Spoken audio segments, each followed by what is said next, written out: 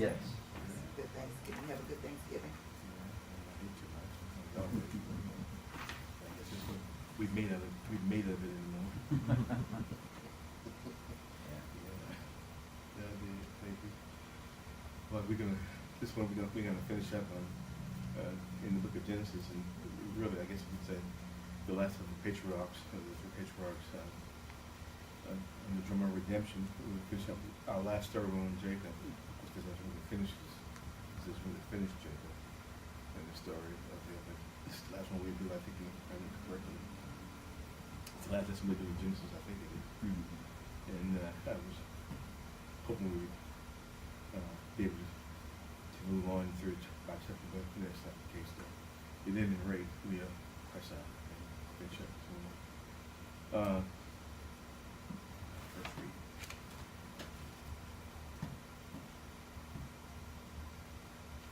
I'll read, to read this one and then the lesson.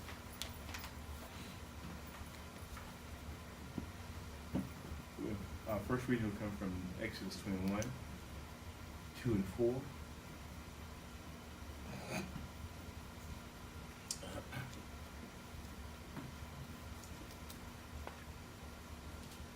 Exodus 21, verses 2 through 4.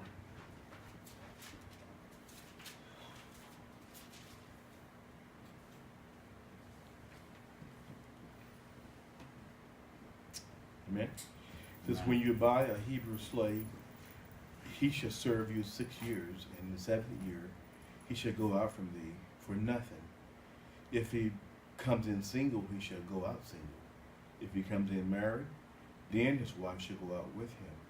If his master gives him a wife, and she bears him sons and daughters, the wife and her children shall be her master's, and he shall go out alone. I'll stop there. So let's go to Deuteronomy 15, verses 12 through 16. Deuteronomy 15.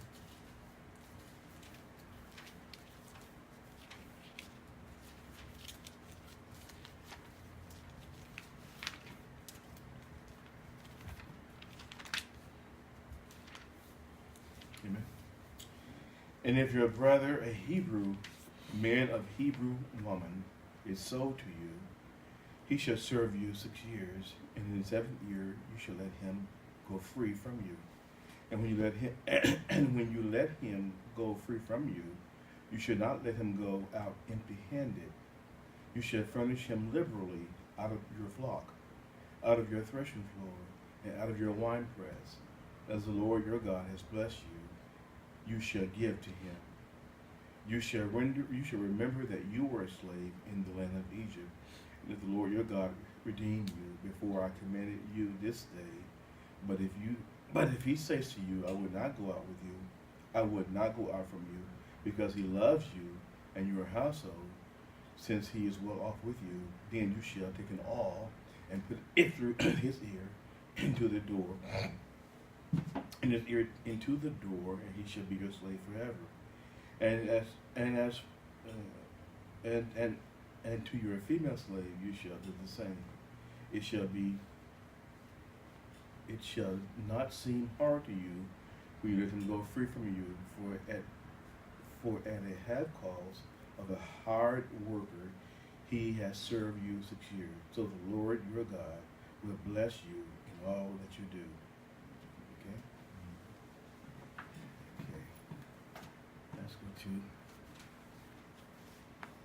We're gonna. I want to go through. The lesson. Just 30.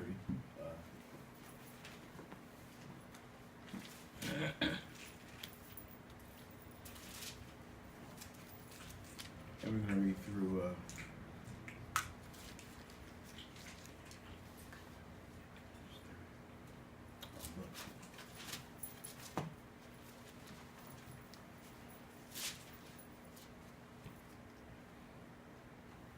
we can read from 22:30 through 31:16.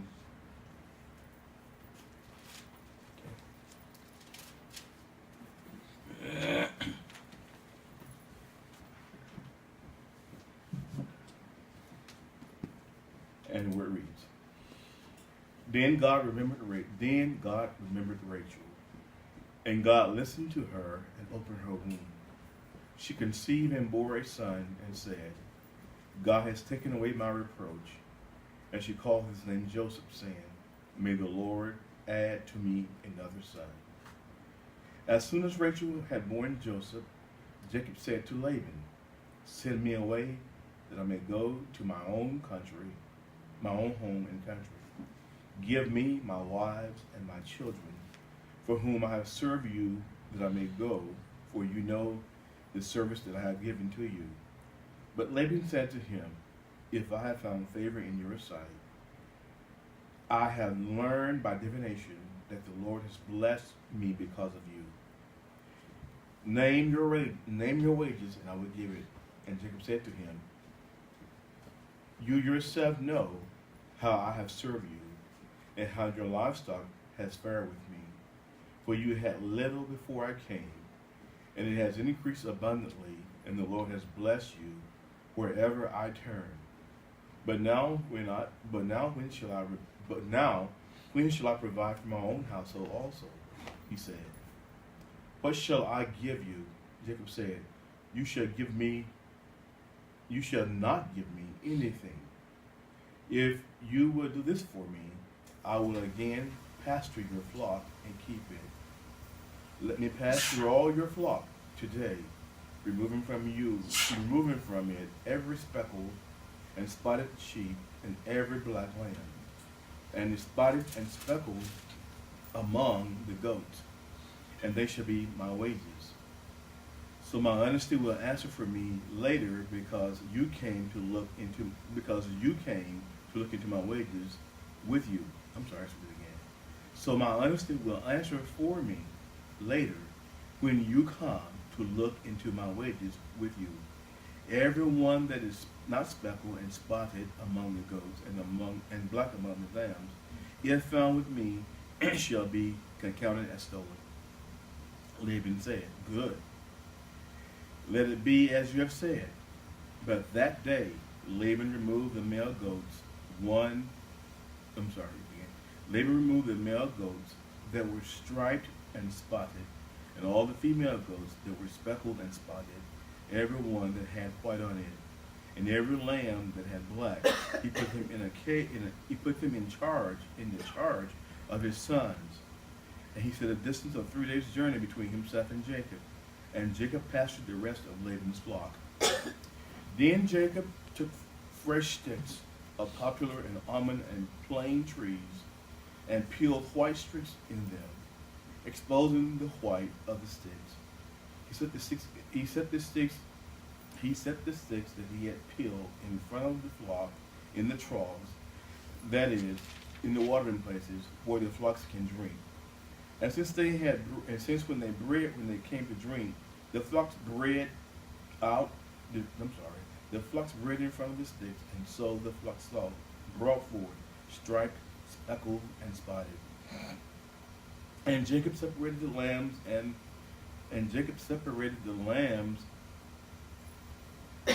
set the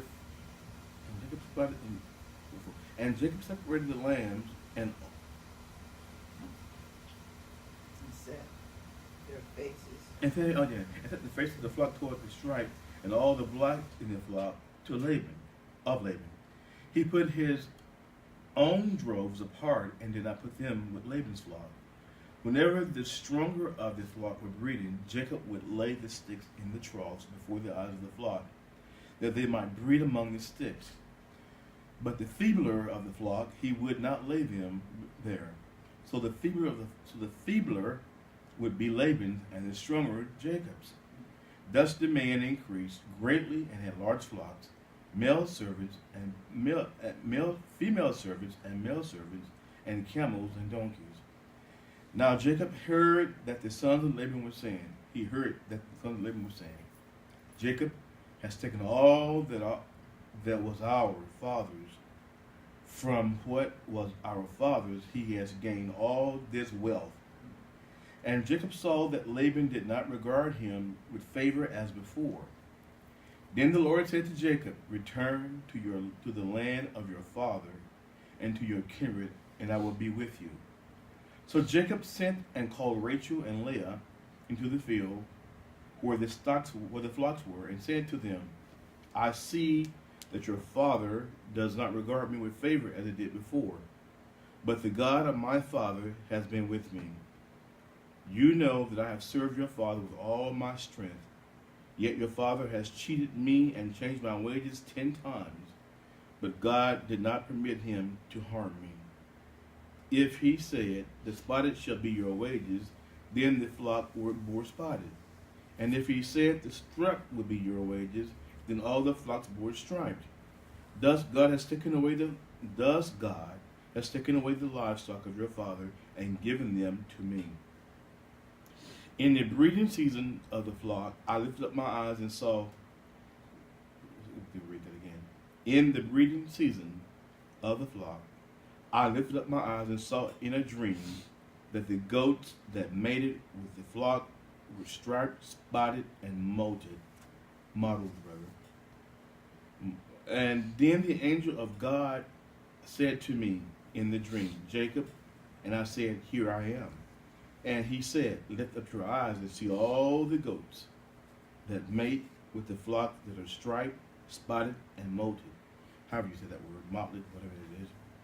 Then the angel of God said to me in the dream, Jacob, I said, here I am. Go back to verse 11. My eyes are crossing the screen. Then the angel of God said to me in the dream, Jacob, and I said, here I am. And he said, lift up your eyes and see all the goats that are mate, the flocks are striped, spotted, and mottled. For I have seen all that Laban is doing to you. I am the Lord of Bethel, where you anointed a pillar and made a vow to me. Now arise, go out from this land, and return to the land of your kindred.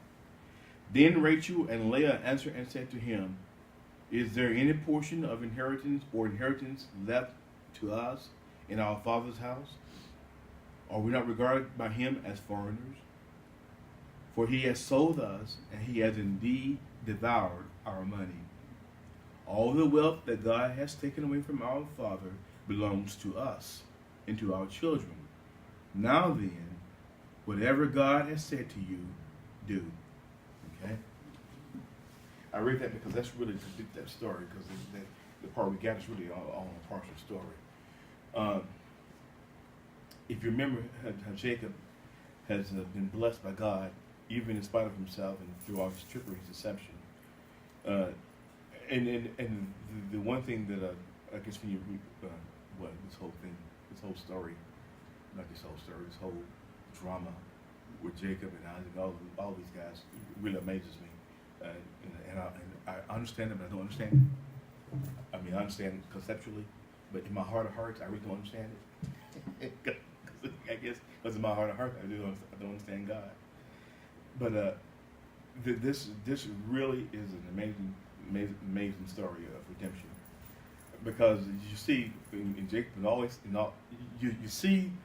you see the growth of Jacob, but you see Jacob, even when he's in his growth, you see him stumble and him fall, but he gets up, and you see how he always, in spite of the fact knowing that God has blessed him, he calls it as it is. Because he knows what God's doing, but he can't help himself. He seems to always try to help God out in a way, in a manner that's akin to his very nature, as a deceiver, as a usurper. So Jacob, in this point, the reason I read that part about in 16 and 31, because I wanted to bring us back to chapter 28 of Genesis, where God first reveals us to Jacob at Bethel. And what God does to Jacob, he reminds him again at the appropriate time that it's time to make that promise, take actions on making that promise come true, to bring him back to the land that he had taken him from. Because he told him all those things he would give him. Remember how Jacob, when God gave the covenant last week with Jacob, God gave Jacob all these promises, what he would do. He didn't put any conditions on it. But Jacob said, if we do this here, then. What God, and then you see as the years has passed, As a matter of fact, it's been 20 years, and really then 6 more, so it's actually been 27 years, because 20 years for the first two girls, was 6 and 7 years before 7, we'll call it 7 years. 7 years for each one of them, for Leah and then for Rachel. And then he does 6 more years to Laban to say, I think cut this deal. So as you see all these years that Jacob has grown, and Jacob is, he as you see here in this 31st chapter, he reveals something to his wives that he's never revealed before, that he's never even told them, even mentioned period in his dealing in doing those 6 years. He said, well, that's those 15 years, or whatever years he worked for the girls, how God had dealt with him, and how God had showed him to do through the angel on how to increase his load of sheep and goat and animals to take back with him back to Canaan land, back to Palestine. If you remember when I read it, when we first started, we read Deuteronomy and Exodus. And the reason I read that is because you can see what in this story here, when Jacob decides that he wants to leave with his children, Jacob is keenly aware of the fact what the rules have said, that if you come in and you work, and you come in and you work without a wife, you earn a wife while you're there, you have to in essence work for her too. And Jacob has surmised, I've worked for both these women. I worked 7 for Leah, 6 rather, and 6 for Rachel. And he said, then he said, and I even after make this deal with Laban, I want to leave. I worked 6 more years for him. So Jacob has surmised, and his wife, you see from this conversation, his wife also agree with him. That father's been cheating you all these years, and everything that you've got, you've earned it. You came in with nothing, true enough, but you've earned it. And when you leave, we in agreement with you. We can leave with you and leave without feeling indebted, as we originally read in Deuteronomy and Leviticus. So Jacob has fulfilled his part of the bargain as far as fulfilling the debt that he owed Laban. But actually, Jacob has met his match in Laban.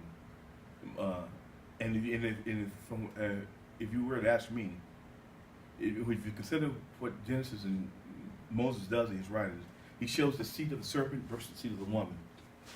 Laban is truly the seed of the serpent. You think Jacob was the seed of the serpent, which he wasn't. Jacob was a rascal, true enough. He was the seed of the woman, of the promised seed. But Laban was truly the seed of the serpent. If you remember, when we talk about Laban in this book, every time it mentions Laban, you know how it refers to him as? Laban the what? The Aramean, or Laban the Syrian. No. Because if you remember, Syria was a perennial enemy of Israel. It's not by accident they named him his full name. Moses wants you to keep this in mind. Remember now, because Moses is writing this book, and Moses having seen all the beginning from the end, from Genesis to the end of Deuteronomy, he's writing this down, and he's giving you some hints, some handles to put on this thing. So when he refers to Laban, he always says Laban the Syrian, because he's looking back on their history through all those 5 books, how the Syrians have been a pain in Israel's side, and always will, and probably, and till to this very day, is a pain in their side. But anyway, the trickster. Yeah, the trickster, exactly. And that's good, because in life, there's always someone that's your nemesis, your counterpart. Jacob meets his match, but this is not all by happenstance. This is all things working together for the good, for those who are the called. Remember that Jacob is the called, and even Jacob explains in this lesson here. We encounter 2 things that make you wonder, and that I really don't understand, other than what Jacob explains to him in the 31st chapter. If when you read this story, and when you talk about Jacob putting the spotted almond and the trees, the almond and the other tree, he took branches and he cut Take a knife or whatever you do. My mind, how we do that. Take a knife and cut a piece of that bark off. You see the white of it, and put it in the trough. So when when the animals was when they mate, that was like, if you ask the average person, they would say this is superstition. This is this in itself. It's black magic, whatever. And I know when I was growing up, people always believed that kind of thing happened. It may happen, I don't know. And I've heard all kinds of stories as to why this took place. But Jacob tells you why it took place in 31 chapter. He says the angel of the Lord had instructed him. Now, true enough, this story right here, Bible naysayers will put this as a key passage as the Bible is false. This is not science, and this is not. And trust me, this is not intended to be a science. This is really explaining how Jacob them saw how that was. But we know it's very clear. It's clear. God has used all these things to bless him, and God uses all the things that we do in spite of ourselves, whether it's scientific or non-scientific, to bring about His perfect will. The point I'm making here is that some people said when you look at what Jacob did, when he cut the branches into the almond, what are those trees? Almond, another tree. The fresh sticks of popular. Yeah, popular tree. The popular almond and plain tree. Some people said what he was doing was cutting them to release a chemical into the water, so the animals could, he had learned from experience of his years of being a herdsman that certain things cause mutations in the gene system. Well, that's not what the Bible says, though. The Bible said it did it when they would look at them, not when they would drink them because of in the water. It said when they would look at them. So that don't add up.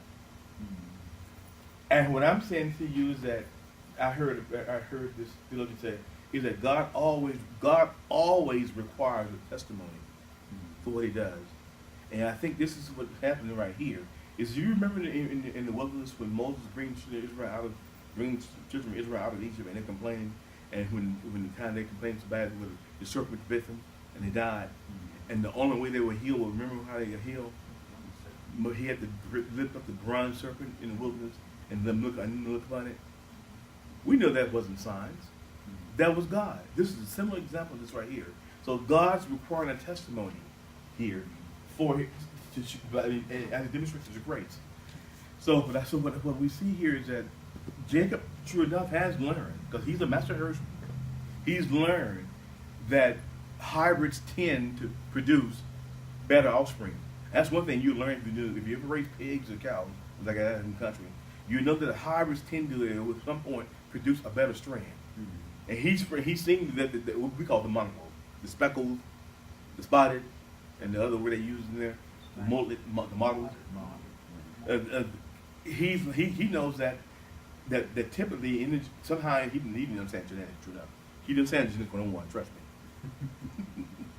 even in basic form, but he had learned from experience that it's something about when those mongrel animals are hybrid, they tend to produce a stronger offspring.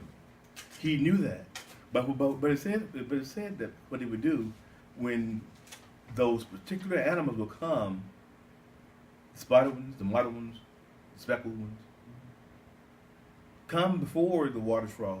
See, and one thing, and this is true, animals tend to breed if you livestock, especially. And I know for a fact, having raised cows and pigs, I don't know about horses because we have no horses, but cow, sheep, and goats, they tend to mate around the water hole because one thing that they come together, and when the females in the estrus, the males are there, they get it heat and they go at it, and so therefore it was an opportune time at the watering hole. So he knew that part very easily explained.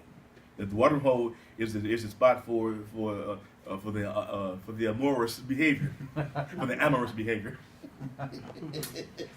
But anyway, so he would get the ones, said that he would notice the one that was the stronger ones, and he would put those popular and almond branches in the water troughs at that time, and that was, quote unquote, would help them to produce spotted, mottled offspring. But when the feeble ones would come, those were the ones he was going to do for Laban. He would not put them in the trough, and they didn't produce spotted or mottled, but they produced solid colors. Which goes back to what I mentioned to you earlier. If you know anything about sheep herding, especially in the Middle Eastern, where very few sheep tend to be spotted or mottled. They're usually black or white. 80% of them, according to what people science say, 80% of all sheep tend to be a solid color, a monochrome color. Whereas the mottled, the speckled, the whatever you want to call it, the blotch, is at 20%. And according to what a wage earner for a sheep herder was, his cut of the flock was about 20%. Mm. So it's really funny how that 20 that Jacob was due became the 80. Mm-hmm. And when Laban was due the 80, it became 20. Mm-hmm. Because God was in the plan. And we see Jacob in action, true enough. And God using Jacob's plan, because of the word in Jacob, like I said in 31, Jacob says God had told him to do that. But you see here from the very beginning how Jacob, you would think that having all the things that Jacob had gone through with that first, to me, 7 years would have been enough for me. After that first trip, I've been watching him like the old people say, like a hawk on a rat. You would have thought that Jacob, when he made this deal with Laban, that he would have known that Laban was going to trick him. Because when he said to Jacob, he said, and I'm going to go back. If you go back to the beginning of what we read, it says, now after the Lord had opened Rachel's womb, that was when Jacob decided it was time to go home. Because Rachel was the love of his life. He's worked for her. He's worked for Leah.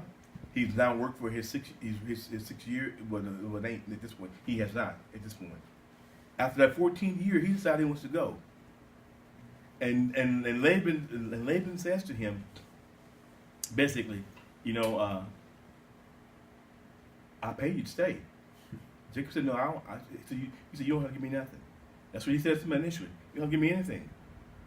Then Jacob said, I'll work 6 more years for you, for my cut of what belongs to me. Mm-hmm. You know that when I came here, you didn't have a thing. Mm-hmm. Mama used to say, a pot pen and window through that window. He had very little.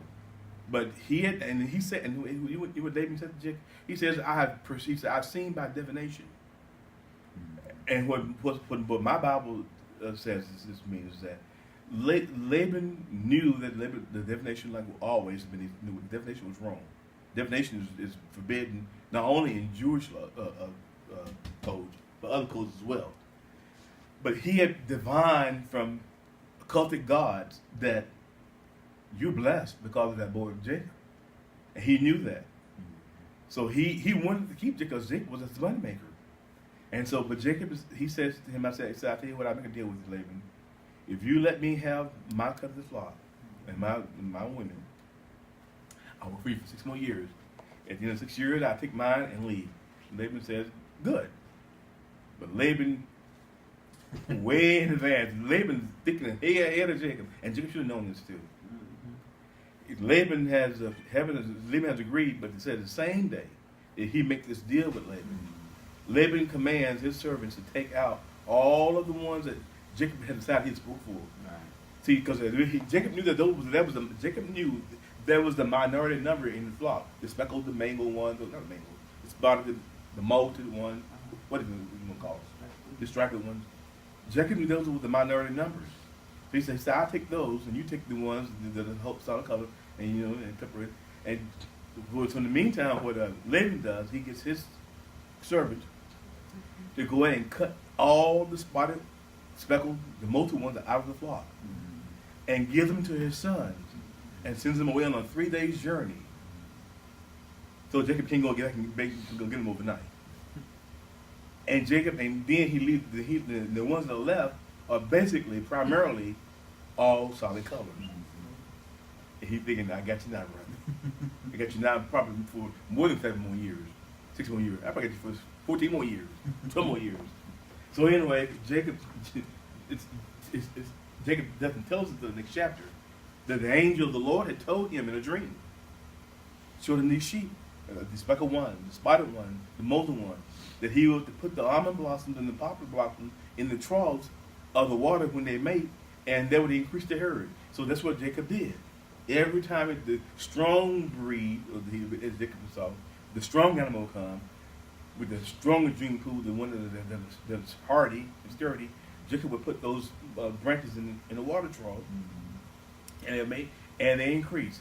So basically, what it was saying lets you know how God has increased Jacob. What God is doing here, God is fulfilling the promise that He had promised to Jacob when he was on the way down to Paddan-aram. Because remember in Bethel, He told him, "I will do this for you, do blah blah blah, no condition." But Jacob says, "If you do so and so and so." So in Jacob's mind, he had been able to do all those things. He had been able to have enough to go back. He had worked long enough to take his wives back. He worked long enough to take his children back. So what Jacob does, he decides that he's going to call his wives to the field for secrecy. That's why he does it to the field, because walls are thin. And he said to his wives, "It appears to me your brothers turn against me, they're telling things about me. Your father doesn't favor me anymore. And I know that my time is here, it's time to go, that God has shown me something to come for me to return to home." And this is the first time that you ever see Rachel and Leah agree. Nowhere else in the whole scripture where they are involved do these two agree on anything together. But they agree with their husband Jacob that it's time for him to leave. That their father has cheated them. Not only has he cheated Jacob, he's cheated them out of their inheritance, because Jacob has worked for them and earned more than what he worked for real, and they don't have it. And so Jacob said, basically, "I don't mind working for Laban, but it's not time for me to work for myself. To earn my keeps. So it's time for me so I can gather myself and go back home." And that's what he does. So when he leaves with his wives, Laban cannot have a legitimate reason. What you think he does, and he does, is go after him, of course, and the wives. But Jacob has fulfilled the word of the law about fulfilling and working for them 6 years apiece, and 6 years more for the sheep and the cattle and the camels that he took with him. So everything that he has, he's taken and blessed. But also, remember we read where it says, even when he leaves, it was the obligation of the person that he had worked for to give you these things. To give you these things, to give you bountifully rather, out of the flock and out of the herd and of the grain and of the wine. But Laban wasn't going to do that. So what Jacob does is Jacob, along with Rachel and Leah, he does it in secrecy, and he leaves in secrecy, heading back home with his bounty, with his wives, and with all his children. In a nutshell, that's the lesson. Any questions?